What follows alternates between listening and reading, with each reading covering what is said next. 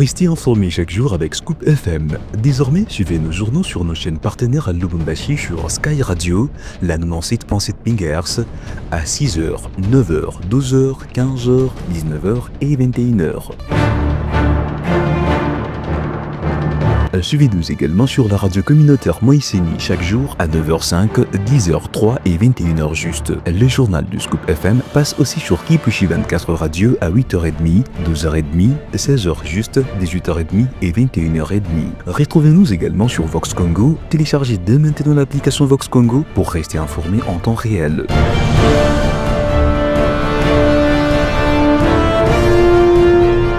Scoop FM, suivez-nous sur notre page Facebook et sur notre chaîne YouTube pour tout savoir sur l'actualité locale, provinciale, nationale et internationale.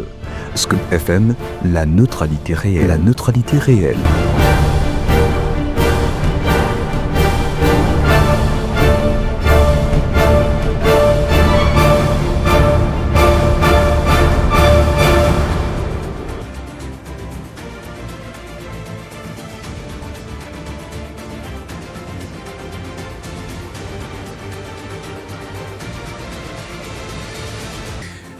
Bonjour à tous, bienvenue à cette édition du journal. Un seul titre à la une de l'actualité. Le gouvernement congolais a réagi le vendredi 11 juillet à la décision de l'Ouganda de rouvrir depuis le 10 juillet ses postes frontalières avec certaines zones de l'Est de la République démocratique du Congo. Une, bien sûr, décision révélée au cours du Conseil des ministres tenu le vendredi 11 juillet par le président de la République à la Cité de l'Union africaine. Restez avec nous pour découvrir plus de précisions. Bienvenue à tous à cette édition du journal présentée par Gloire Diboué. Tout d'abord, au moins 7 braquages enregistrés en une semaine dans la capitale du Haut-Katanga à Lubumbashi. Les derniers en date s'est produit ce vendredi soir vers 20h dans les quartiers Salama, précisément au niveau de l'arrêt dit Saint-Payotte. Un cambiste répondant au nom des Titines a été froidement abattu d'une balle dans la tête par 2 hommes armés non identifiés qui ont ensuite pris la fuite avec une somme importante d'argent. La victime laisse derrière elle 4 enfants orphelins.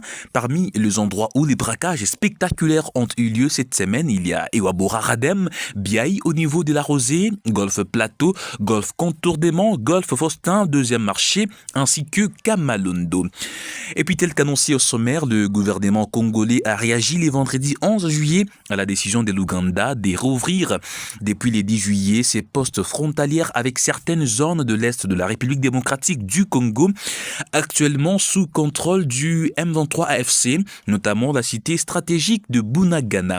Lors de la réunion hebdomadaire du Conseil des ministres tenue à Kinshasa, Patrick Muyaya, porte-parole du gouvernement, nous fait le point dans ses comptes rendus. La situation frontière a également fait l'objet du rapport qui a été présenté par le vice-ministre, spécifiquement la situation frontière, notamment avec l'Ouganda, où la ministre d'État, ministre des Affaires étrangères, a été chargée de prendre les dispositions pour obtenir. Toujours au Conseil des ministres, on en parle lors bien évidemment de ces conseils des ministres tenus le vendredi 11 juillet. Le vice-premier ministre en charge de la défense nationale, Guy Kabombo Mwadianvita, a adressé un état des lieux préoccupant de la situation sécuritaire à l'est de la République démocratique du Congo.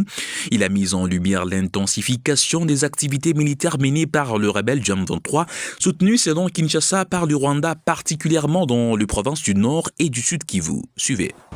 Toujours sur ces chapitres sécuritaires, le vice-premier ministre, ministre de la Défense nationale, est quant à lui revenu sur la partie opérationnelle.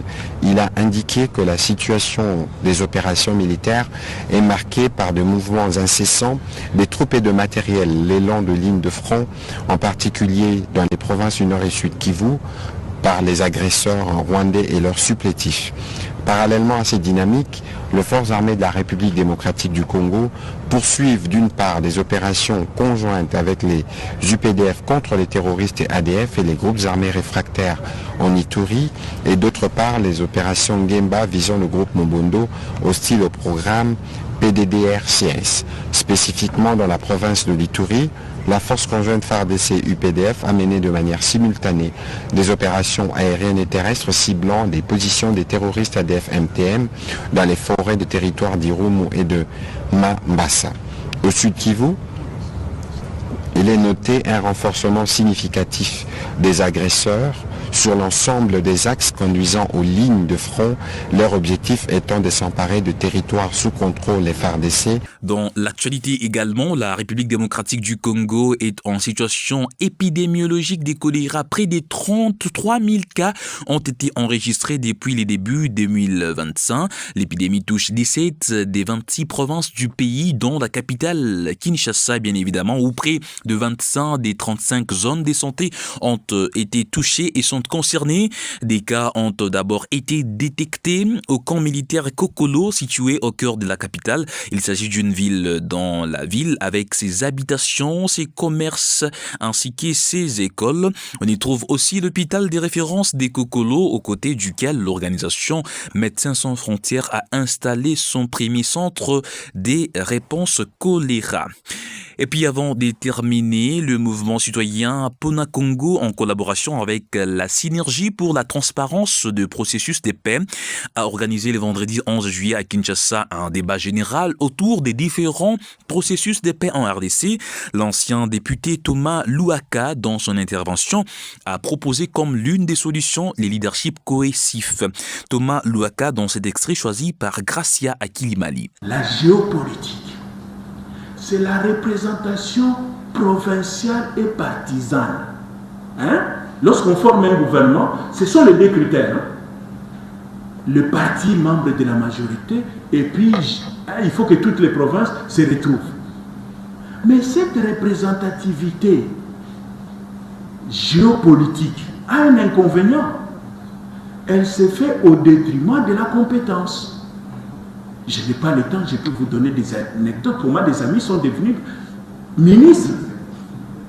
À 16h, on l'appelle parce qu'il est ressortissant de telle province et qu'on n'a pas trouvé quelqu'un. On l'appelle à 16h, 20h, il est ministre. La géopolitique. Donc, ça nous ramène en arrière. Quelle est la solution? Moi, je pense que la solution est ce que j'appelle le leadership cohésif. Le leadership cohésif, ça veut dire quoi? C'est Lumumba qui l'a bien exprimé. Le leader cohésif est celui qui va dire cette phrase de Lumumba. Je n'ai pas de père, je n'ai pas de mère, je n'ai pas de tribu, je n'ai pas de religion. Je suis une idée. Le Congo m'a façonné, je dois à mon tour façonner le Congo. Ça veut dire concrètement quoi un leader cohésif? C'est un leader qui gouverne en dehors de la premier élément, en dehors de la famille biologique et des amis et connaissances. Il est au-delà. Deuxième élément, c'est un leader qui gouverne au-delà du parti politique et des alliances politiques. Troisième élément, c'est un leader qui gère au-delà de la province d'origine et de la communauté ou la tribu.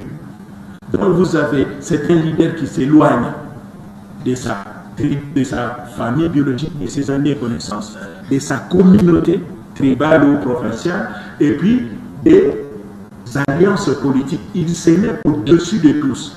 Avant de terminer, mesdames et messieurs, à présent place à la revue de presse. Dernière revue de presse de la semaine sur votre radio. Bonjour à tous et bienvenue. Nous l'ouvrons par ces titres de Radio Okapi.net. Nord Kivu, les affrontements entre le M23 et les groupes d'autodéfense aggravent la crise humanitaire à Bwito. Les violents affrontements armés qui se poursuivent depuis près d'un mois entre le rebelle du M23 et les groupes armés locaux d'autodéfense dans la chefferie des Bwito, territoire des Rutshuru, ont provoqué une crise humanitaire majeure. Des dizaines de milliers de personnes déplacées se sont réfugiées dans les groupements des Bambos dans des conditions extrêmement précaires. Selon Médecins sans frontières, les déplacés manquent d'abri, d'eau potable, de nourriture et des médicaments. Les sites collectifs comme les écoles et les églises sont surpeuplés et les besoins en soins de santé sont en constante augmentation. Notons que le combat oppose les M23 soutenus par le Rwanda à une coalition de groupes d'autodéfense locaux appelés Wazalendo, actifs dans plusieurs zones du Nord Kivu, notamment à Tongo, Kiondo et Nyanzale. Ces affrontements ont déjà provoqué plus de 80 000 déplacés en quelques semaines, poursuit ces tabloïds. Terminons justement par ces titres de RTNC.CD Genève, commerce extérieur. La RDC dépose les instruments des ratifications et d'acceptation de 2 accords historiques de l'OMC. Maintenant, la République démocratique du Congo s'aligne comme tous les autres pays du monde derrière les règles établies par l'Organisation mondiale du commerce OMC en sigle.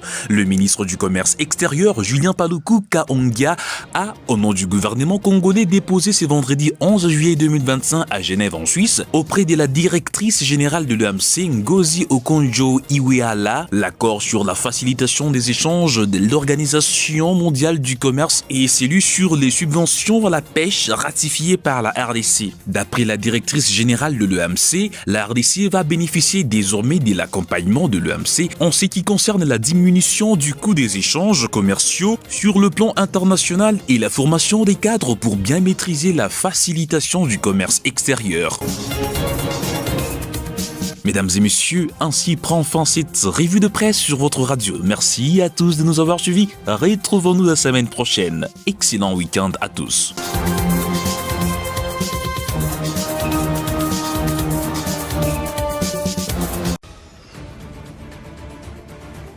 Ainsi prend fin cette édition du journal sur votre radio. Merci à tous d'avoir été de notre toute cette semaine.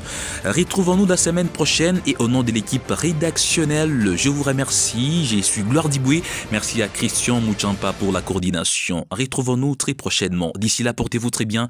Excellent week-end à tous.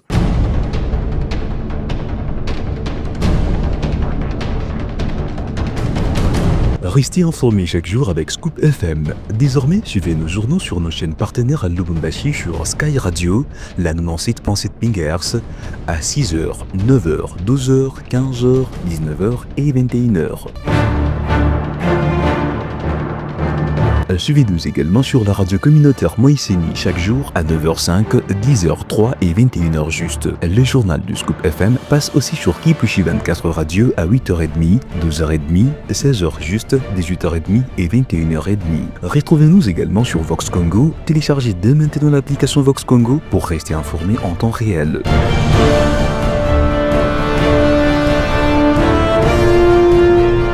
Scoop FM, suivez-nous sur notre page Facebook et sur notre chaîne YouTube pour tout savoir sur l'actualité locale, provinciale, nationale et internationale. Scoop FM, la neutralité réelle.